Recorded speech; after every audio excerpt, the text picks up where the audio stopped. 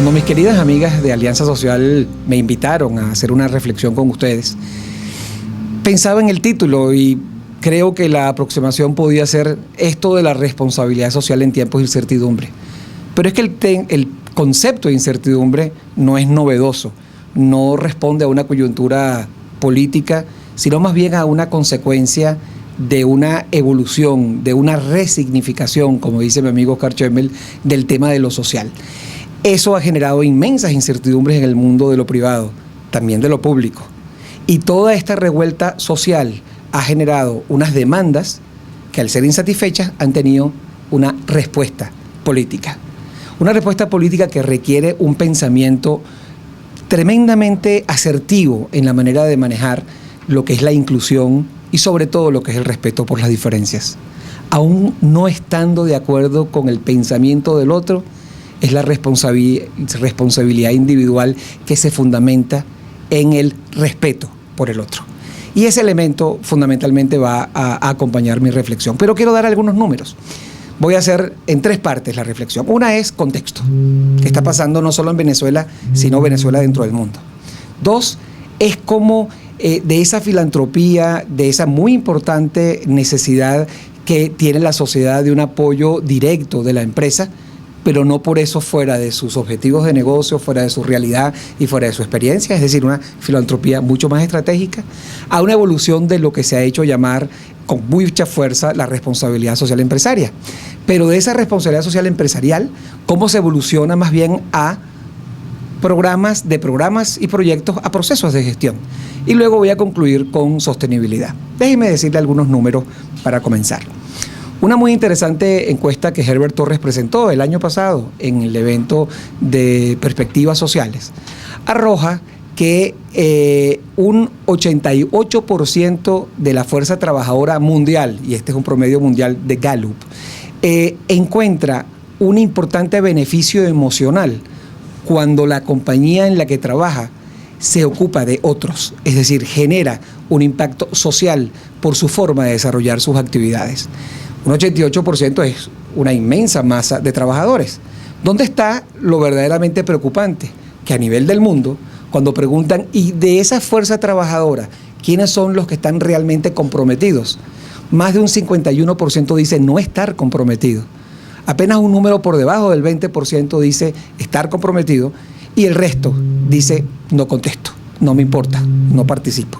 Que si lo sumas al no comprometido es una inmensa masa, más del 80% de esa gente que no encuentra conexión con la necesidad de involucrarse en la empresa y que hacer que la empresa le propicie, le genere un mayor bienestar y a su vez eso se traduzca en un rendimiento, en una rentabilidad de lo social, pero también de lo económico para que la empresa se sostenga en el tiempo. Ahí hay un desafío. Si ese 51% de Gallup se refiere a promedio mundial de no comprometidos, lo todavía más complicado es cuando ven qué pasa en América Latina, donde el primer país debajo del 51% que es promedio es Colombia, con el 39%, donde hay la menor cantidad de esos no comprometidos, pero sigue siendo un número gigante, 39%. ¿Dónde está Venezuela? Venezuela está un poquito por encima de Ecuador, que es el último país de la América Latina, está en el 10%. ¿Qué significa eso en la práctica? Que cuando vemos grandes conflictos a la inversión privada importantísima y a esa respuesta de lo privado en la accionar de lo público, resulta que mucha gente que trabaja en la empresa no se preocupa, no se ocupa, no se moviliza en apoyo a una empresa que es suya, porque no hay compromiso. Y en el caso de Venezuela es muy bajo.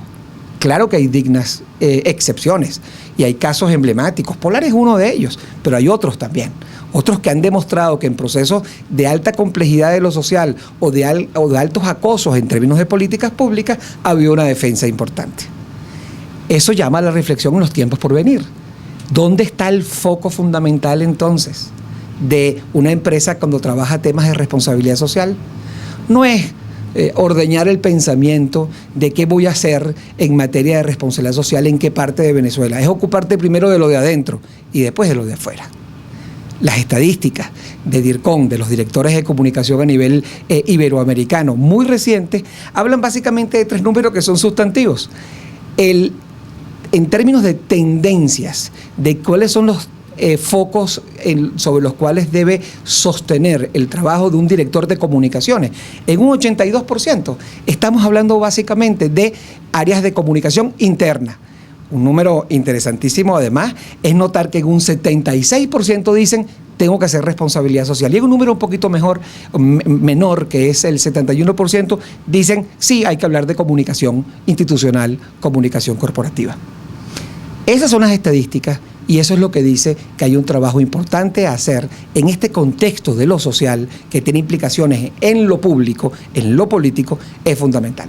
El otro elemento que me gustaría abordar con ustedes en esta resignificación es cómo está evolucionando, como segundo punto en este análisis, ese contexto que he descrito a la traducción en términos de filantropía y lo que se ha hecho llamar responsabilidad social empresarial.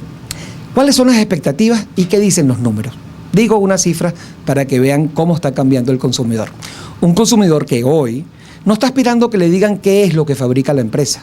Es un consumidor que hoy está pidiendo es cómo lo fabrica la empresa, cuál es el proceso de fabricación, cómo se maneja con los proveedores, cómo se maneja aguas abajo en la distribución de ese producto, qué tecnología utiliza en el ambiente, es amigable, no es amigable, dónde y de qué país vienen los insumos que ensambla para el producto o servicio que entrega, de un país donde se respetan derechos humanos, donde hay mano de obra infantil que está en un proceso abusivo, donde hay separación de género, donde el hombre y la mujer no tienen los mismos derechos.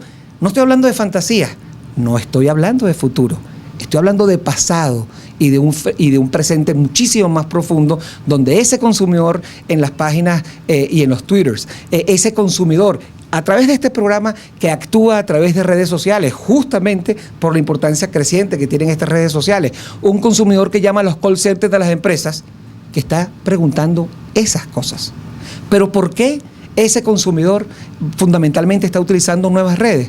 Bueno, porque es que los medios tradicionales están creciendo en términos de confianza en menos cantidad que como están creciendo las redes sociales. Y les doy un número interesante. Del año 2011 al año 2012, de acuerdo a Edelman Public Relations, que es una compañía global con la que yo he estado vinculado por más de 20 años, Edelman Good Propose, que es básicamente como se llama la investigación, todo esto lo consiguen en internet con facilidad, o me escriben y yo les envío los links con el mayor gusto. Esa investigación lo que está diciendo es que hay un consumidor que su inquietud cuando genera confianza en la relación con el medio creció del 2011 al 2012 en un 10% promedio los medios tradicionales, es decir, radio, prensa y televisión, inclusive televisión por cable. Ese 10%, por supuesto, hace que sigue siendo importante los medios tradicionales, un número más o menos de importancia sobre el 30% de confianza, que es básicamente lo que midió esta investigación y la pregunta que les estoy respondiendo. Pero cuando preguntas por redes sociales, eso creció 75%. Es decir, pasó de 8 a prácticamente el doble. Por supuesto que en términos de confianza está un poco por debajo de los tradicionales, pero en términos de crecimiento y de adeptos y personas que están excitadamente orientados a decir por Twitter, por SMS, por Facebook y por todas las redes sociales, utilizan las redes sociales. Por eso es que entonces el consumidor hoy es un nuevo tipo de ciudadano, es un ciudadano virtual, donde actúa, donde básicamente plantea sus inquietudes directas esperando que alguien las responda. Si la empresa no las responde, otro ciudadano que es consumidor lo hace por él y genera unas matrices de opinión tremendamente complejas de manejar si la empresa no va a la velocidad de un proceso que muchas veces es más rápido de su capacidad para comprenderlo. Esos números de Edelman son interesantes, pero otros números que quise registrar es también a nivel mundial. Cuando un consumidor se encuentra con calidades y además con servicios semejantes en términos de calidad y de precio, un 53% del consumidor se inclina por comprar productos cuando percibe que la empresa es socialmente responsable. Entonces es negocio ser socialmente responsables? Bueno, no hay ninguna duda de ello. ¿Por qué? Porque el consumidor lo está valorando. Pero otra cosa interesante es que sucede ese paradigma de, no, las empresas tienen que ocultar que ganan dinero. ¿Y cuál es el conflicto entre ganar dinero si yo lo hago de forma transparente y lo hago de una manera en la que busco equilibrios con el beneficio de mis empleados y las comunidades con las que trabajo? Entonces el desafío no es un tema de ganar o no ganar dinero, de eso podemos hablar en otro programa. Pero lo que la encuesta dice a nivel mundial es que un 76% del consumidor acepta que la empresa haga dinero, pero que esté conectada con causas sociales. Es decir, que lo que genera el equilibrio en ese beneficio es que yo también beneficie a la comunidad. Pero ojo, no es ese cuento ideológico de la redistribución de la riqueza, algo así como quitarle al que tiene para darle al que no tiene. No. Eso no es sostenible. El tema no es una discusión de quitarle a uno y darles a otro, es construir oportunidades para que se pueda generar la riqueza. No es redistribuir riqueza, es construir riqueza. Y la construcción de la riqueza fundamentalmente está ligada a empresas que tienen conciencia de desarrollar nuevas habilidades en su gente para que sean buenos ciudadanos en las comunidades y buenas políticas públicas que generen el diálogo social, que generen una red de confianza. Desafío para los próximos años en la Venezuela actual. Otro elemento interesante de estas investigaciones, y tomaba unas notas estando ayer escribiendo justamente un material en esta dirección, de lo que es las diferencias que hay entre el latinoamericano y el europeo. En la investigación de Nielsen, otra empresa de la talla de Gallup a nivel internacional, me encontré con una cifra muy interesante. Uno diría, bueno, los países desarrollados deberían tener más sensibilidad por estos temas de lo social. Los países desarrollados, la Europa, la Comunidad Económica Europea, los Estados Unidos, deberían tener entonces unos números muy altos en sensibilidad. Sin embargo, la estadística no dice eso. Curioso, cuando preguntan, ¿usted tiene mucha confianza, mucha cercanía a estos temas de lo social? En el caso específico de Europa, la pregunta la hicieron para ver si realmente el individuo tenía compromiso. Entonces dijeron, ¿hasta dónde llega para usted la importancia que le da a lo social? En el caso específico de Europa, el número era bastante por debajo del 50%. En el caso de América Latina, bastante por encima del 50%. En el medio estaban los países africanos, también por encima del 50%, pero por debajo, además de Europa, estaban los Estados Unidos. Es decir, los que más necesitamos en nuestros países son los que más conciencia tenemos. Con esto quiero cerrar y pasar al último punto de esta reflexión. Al principio dije contexto, en la mitad dije básicamente los programas y proyectos que evolucionan de esa filantropía con las condiciones de estas estadísticas que el mercado me está anunciando, me lo está advirtiendo y que yo debo tomar en consideración para mis procesos de planificación empresarial. El último eje de mi reflexión es, bueno, ¿y a dónde estamos? ¿Hacia dónde estamos yendo? Entonces ya no estamos yendo de esa visión de programas y proyectos aislados, no conectados con el negocio, muchas veces outsourceados con una estupenda ONG que me apoya, pero donde el presidente dice una cosa, donde el señor de finanzas dice otra cosa, donde el de relaciones con la comunidad dice otra y el señor de planta otra. Cosas que en la práctica son mucho más comunes de lo que muchas empresas están dispuestas a aceptar. Entonces hoy estamos hablando de conceptos distintos.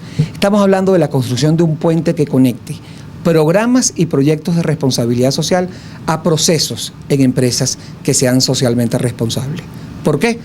Porque es muy claro, podemos hablar con absoluta seguridad de aquellas empresas que tienen estupendos programas de responsabilidad social empresarial, pero son socialmente irresponsables. Porque la forma como se maneja con su recurso humano, porque la manera como se vinculan con las comunidades, porque las decisiones técnicas que toman en materia de mantenimiento de filtros, si es una empresa que puede emitir a la atmósfera polvo, o la tecnología que utilizan en la ampliación de las plantas, si es amigable y si no tiene huella de carbono, si no tiene impactos. Todo eso que está allí es procesos de gestión. Entonces la responsabilidad social no es un programa que está inserto en un departamento, en una fundación o en la sensibilidad, en la parte soft, en la parte más emocional de un presidente de compañía. No. Está en la médula de la estructura, en su plan de negocio, en todas sus oficinas. ¿Cuál es ese puente que conecta programas y proyectos con procesos? La visión sostenible, es decir, la sostenibilidad. La sostenibilidad entendida como el equilibrio entre el impacto que genera lo social, lo ambiental y lo económico.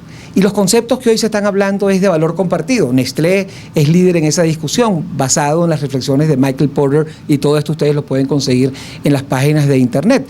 Valor compartido supone construye valor para el accionista, pero también construye valor para los empleados, pero también construye valor para la sociedad, y también construye un valor adicional a la calidad y el precio del producto, a la forma de usar ese producto con el consumidor. Toda esa realidad lo vemos en inmensos programas que en Venezuela están haciendo. Cuando hablamos de eso, hablamos de negocios inclusivos.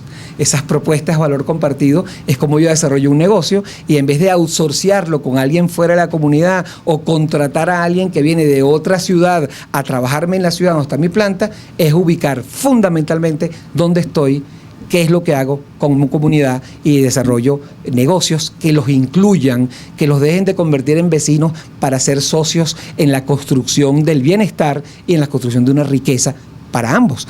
Esa visión de sostenibilidad es fundamentalmente la más importante. Pero mis últimos 2 minutos. ¿Quién es el actor principal en todo lo que he descrito? El ciudadano.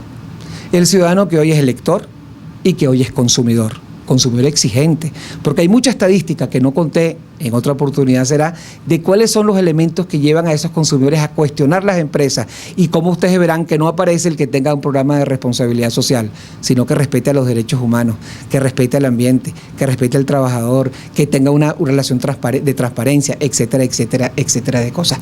Ese rol básicamente de ciudadano.